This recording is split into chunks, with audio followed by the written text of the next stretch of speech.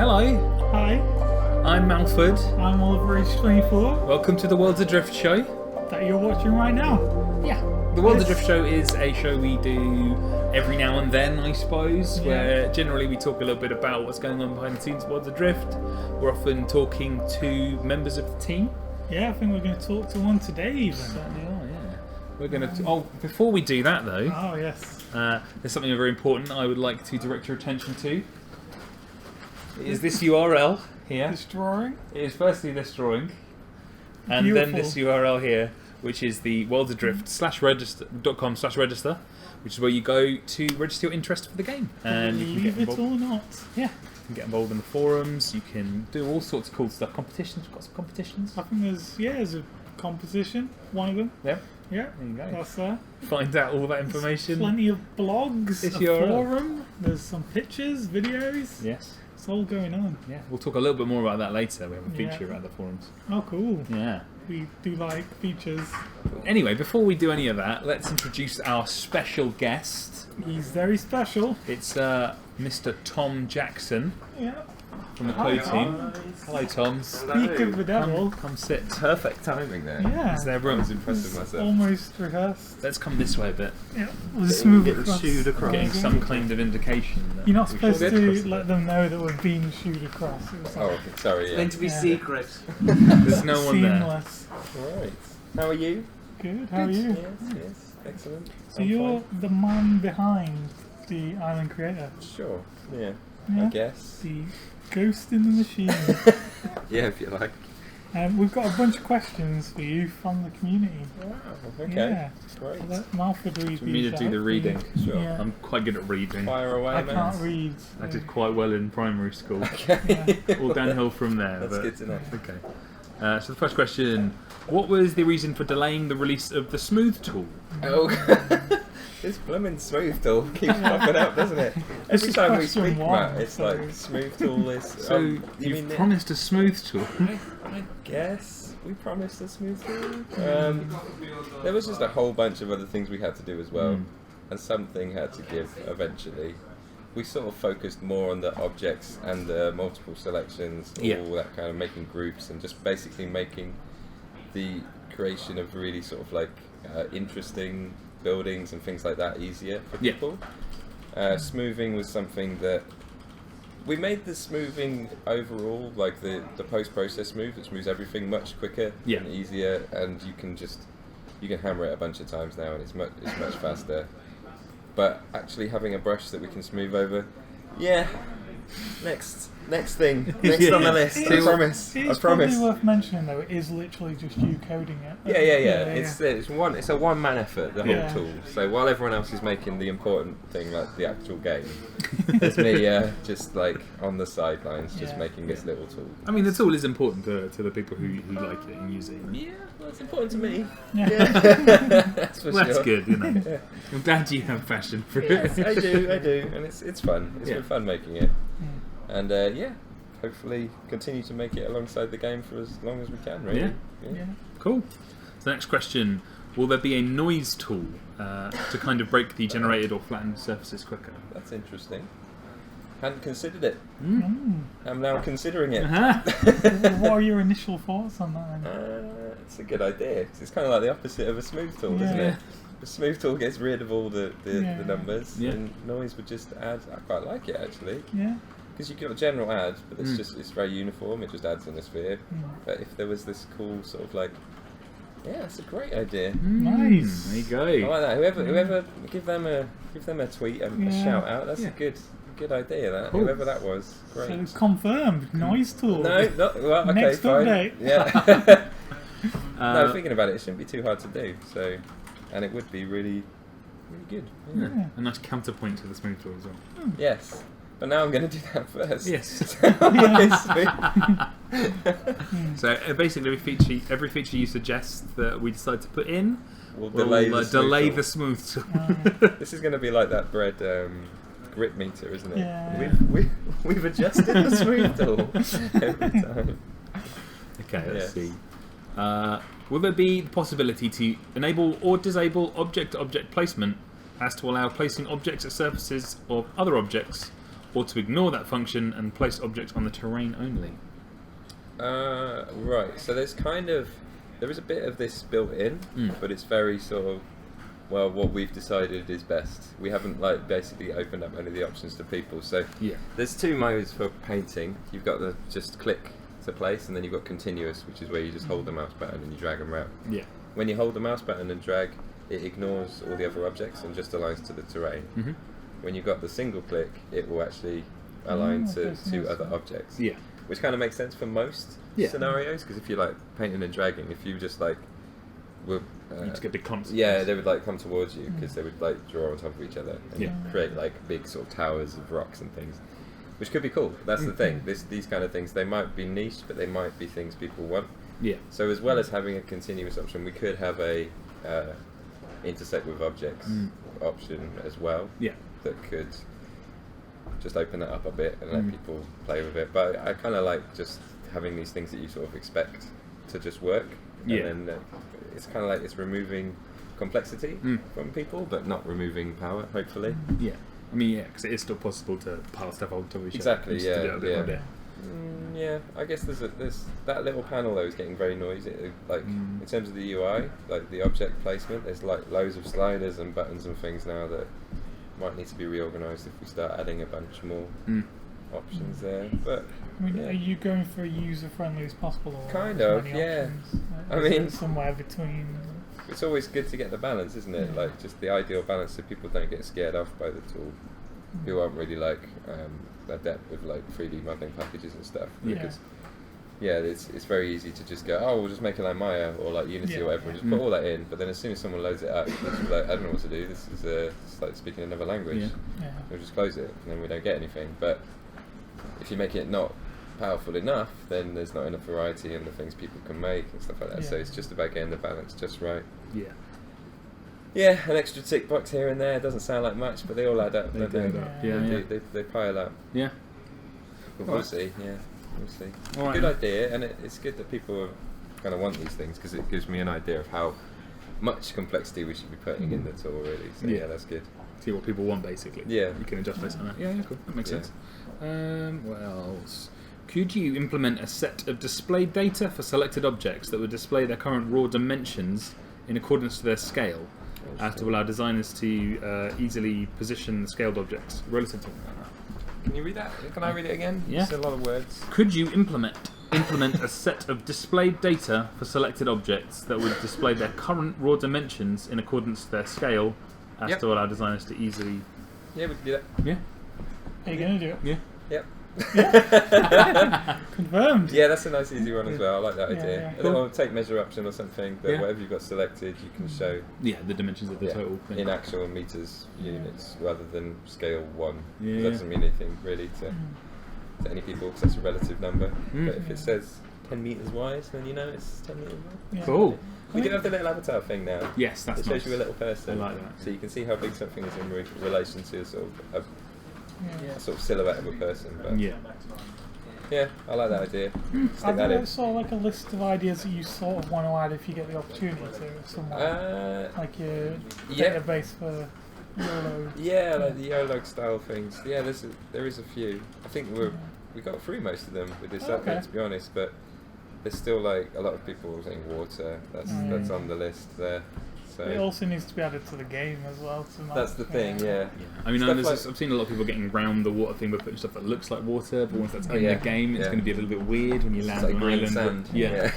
Like a turquoise sand. Exactly. I mean, I guess, exactly. Like water as a feature in the game is going to be so far down the line, because you've got so many other problems to solve. First, there's no chance we get it in before early access and that kind of stuff. No. So there's not a huge amount of point in adding it into the Grota tool, because we just have a bunch of ones you can use. It will look cool. It will look cool. I mean, that's always something. Yeah. But you can't use it. We then can't use it in the game. So yeah, that's true. And everything would have water as well. It's one thing. Because everyone would go, yes, water in my island. That's true. It would be on every single island. Pretty much, yeah. I mean, you're telling me you're going to make an island without water if you have the option. Definitely not. Yeah. Exactly. If you go on Google and search cool places, 90% of the pictures water. Yeah. Have you Water's a done big that? feature. Yeah, because Okay. I was designing islands. They're supposed to be like cool places, right? I did like 30 islands in one day, and I was like, yeah, just search cool places. And then there's like, there's like a couple of deserts, Can't do. a few canyons, and then just loads of things with water. I think if you search for floating islands as well, you get a lot that have like the waterfalls cascading off the side. Yeah. It's quite like a It goes standard together sort of really image. well then, Yeah, like the very falling good, water. So everyone's like they want water, which makes sense. It's not even just water; it's literally water falling off the ocean. Yeah, just like an unlimited waterfall. Yeah.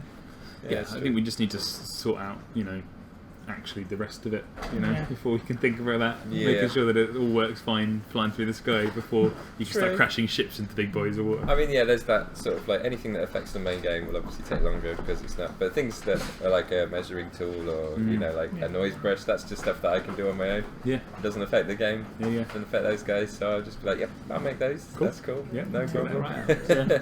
Cool. Our next question. Have you considered normalizing terrain textures to be grayscale to give more control over texture color when compensating for their inherent color value? Yeah, we do that. Like, all the textures are grey, but they're probably. I don't know if they are actually around the same level, like across the board. That's I just didn't make probably the a bit textures. darker rather Maybe a than couple of them colouring. might be darker than the other ones, but they are meant to be grey and normalised. But I don't know. It's kind of whoever made them, the artists, I guess. I don't know how. So some artists made a bunch of textures, and then another artist made a bunch of textures, and who knows if they used the same value ranges for these things. But for the most part, they But kind it's of not match. adding colour to it; it's only adding darkness and light. Well, it's tinting the colour, yeah. So you have an overall colour, which is then multiplied by the grayscale image. So it's nothing fancy.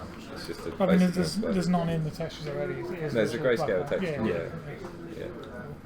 So we kind of, basically the answer is we kind of have, but it may Kind not of be have, perfect. yeah. There might be, might need another pass. Which explains the variation that you get sometimes. Yeah, maybe. Yeah.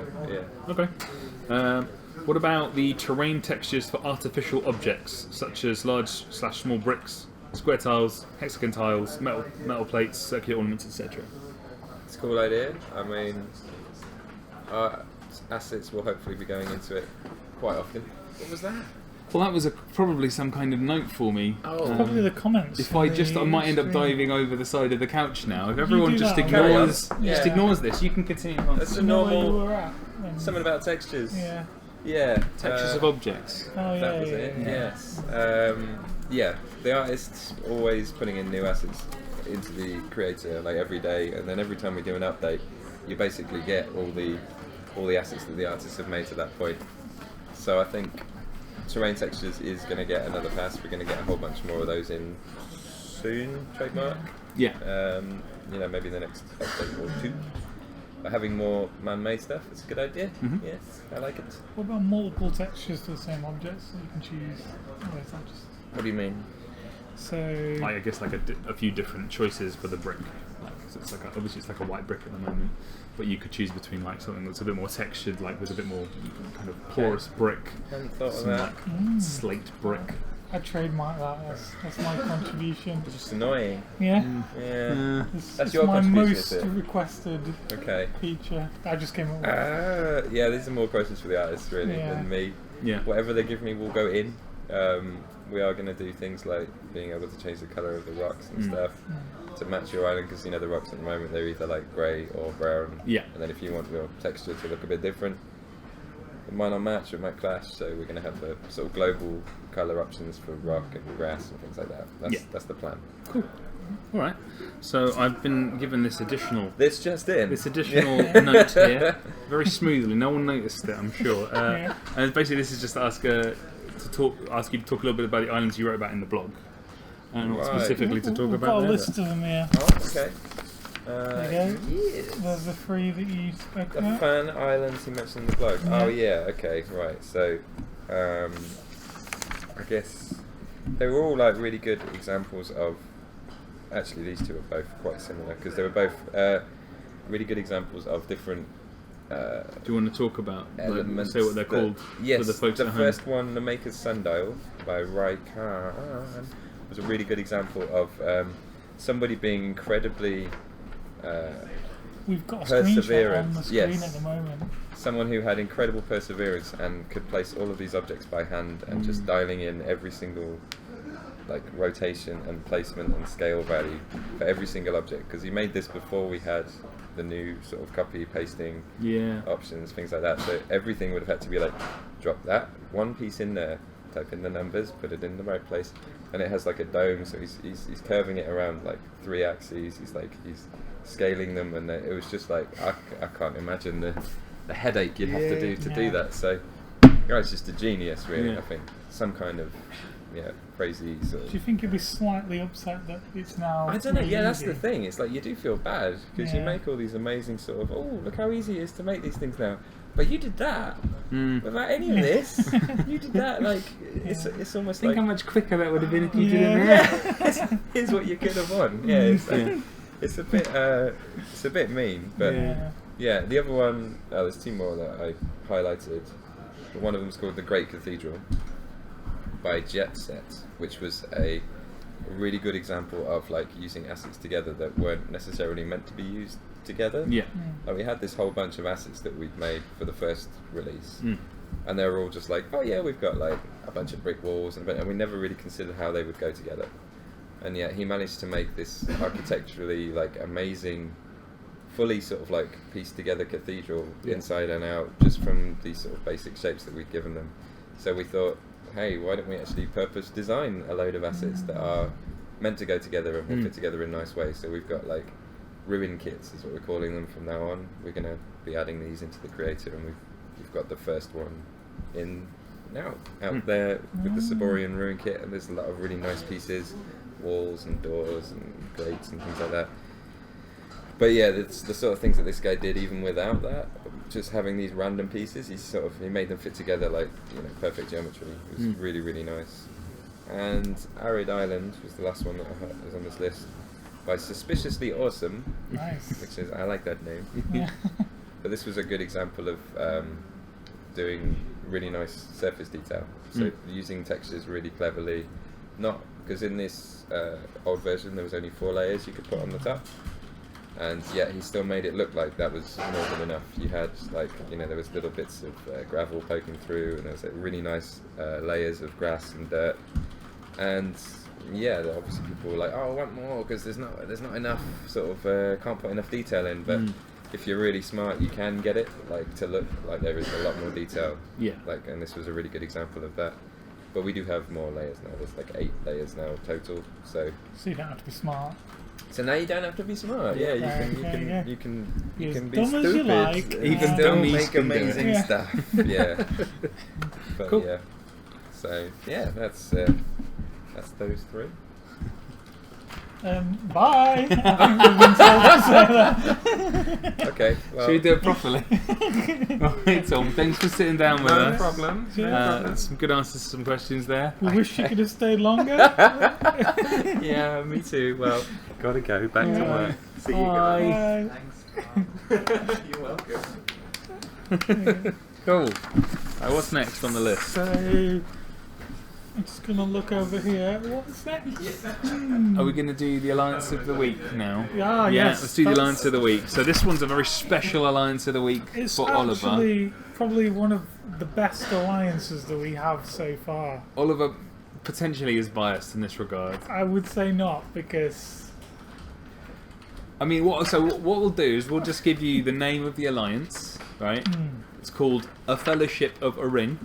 It's nice. See, what they've done there is they've taken the Lord of the Rings sort of title, but they've twisted it a little bit. Just a little bit, to make it more appropriate for Worlds Adrift. Yeah. And what was the name of the founder of A Fellowship of a Ring? Dumbledore, it says here. Which is AKA Dumbledore. What does it say before then?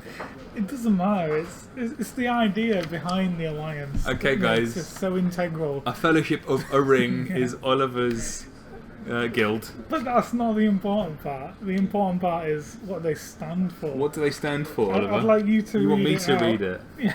Okay, here we go. This is what A Fellowship of a Ring stand for. We're a bunch of elves, dwarves, whatever. And we're trying to help Frodo get Hogwarts with his ring. Please join Dumbledore's army and help the Hobbitses with me. Much love. Yeah. Oliver, age 24. Or Dumbledore. AKA Dumbledore. Yeah. Yeah, so, I mean, Oliver writes the scripts for these episodes, so we'll let you guys be the judge of whether that one was... I've been holding off for ages yeah. of picking this one as Alliance of the Week. I think he specifically chose this one because it's live, and they can't tell us no in post. Yeah. Usually we have to get approval, and they have to go, yeah, that does sound like the Alliance of the Week this week. It's already gone out now. But this time... Don't need any approval. Yeah. So this is probably the first and last time that this will be Alliance of the Week. Yeah. Enjoy it while it lasts. So I said earlier we would talk a little bit about the forums and talk about kind of the forum topics and stuff. So we've got a feature that we do called Forum Topic of the Week. And this week we're going to talk a little bit about a forum topic which we've actually delved into a little bit to answer, which is about delaying the game, basically. Who started it? Was it Strite? I think it's Strite, yeah. So Strite started it, and basically what he was saying was, from what he'd seen from our last stream and from the gameplay that they'd had so far, he was kind of worried that maybe the game wasn't going to be ready for when we said it was going to be ready, and he said basically the main thing from his perspective is that he wanted it to come out when it was ready and be good and solid, rather than us rushing something out to make sure we hit that release date. Because if we came out and it wasn't ready, then he was basically worried that the game was going to tank.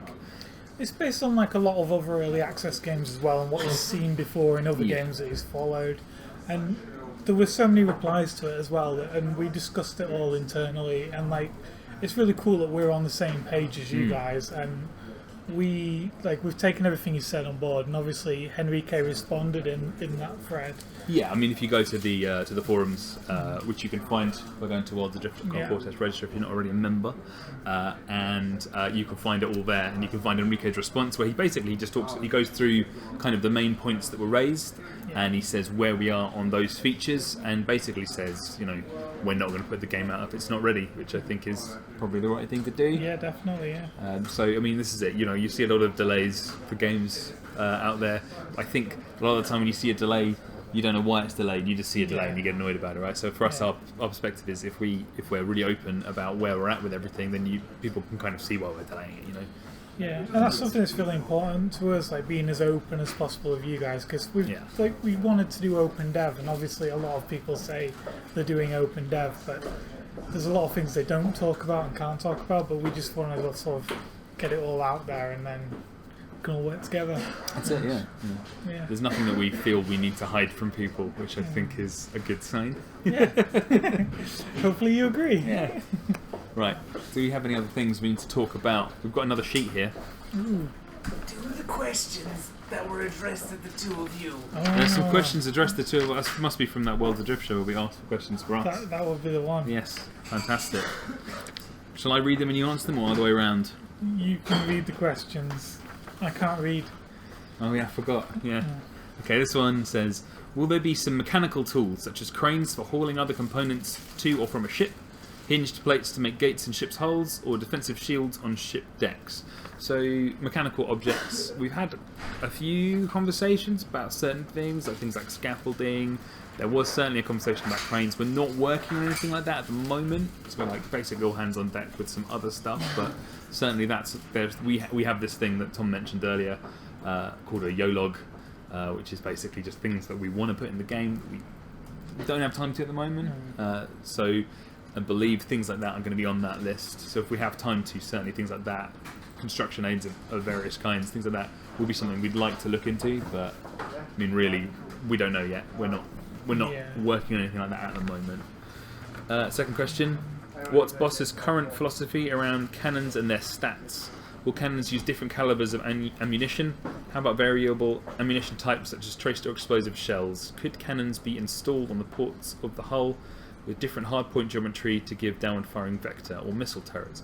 So cannons, we've got a lot of cannons at the moment, which Ian's been working on, and certainly there have been conversations about different kinds of ammo. This is like an open question again. So I mean, we know people want this stuff, and we think of a lot of cool applications for that stuff as well. But it's kind of like a matter of once we've got everything kind of solid to the implementation we have now, That will be a question we come back to decide on at that point. So I think at the moment there's just one type of cannonball. Yeah. Sorry, and do we have stats for the cannons in there yet? The cannons themselves, they all have stats, procedural stats. So basically there's certain things, I think it's to do with things like fire rate, power obviously, and then maybe range as well, I can't remember exactly. Yeah. But yeah, certainly each of the cannons will have unique stats. So there's loads of different kinds of cannons and they all have generated stats based on kind of that stuff. And third question, will cartography be completely freehand activity or are there planned features to make it more robust such as rulers and rangefinder components? How details on maps planned to be? So the map at the moment exists as like a single design document. We had a guy who was working on a little bit but there's nothing too much there, and kind of what we had for that, certainly the implementation that we had, the really rudimentary implementation we had is pretty much just a pencil tool, but in the design document there is a ruler, and certain things like potentially like the option to add text, that kind of stuff.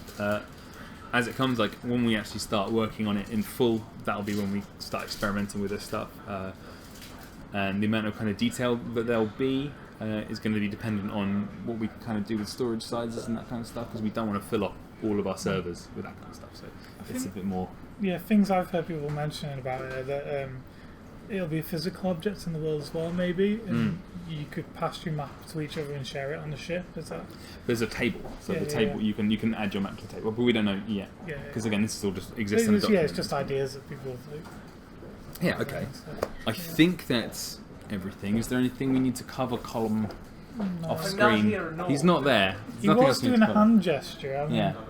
I mean, I think he wants That us means to. wrap it up, He wants us to spin something. Spin. We start churning I some think that's a butter. rude hand gesture that he's doing Tell there. them Right. to go to that thing. Okay, so I think we should tell it. Something's telling me we should tell you guys once more about worldsadrift.com/register, which is where you can go to sign up for the forums.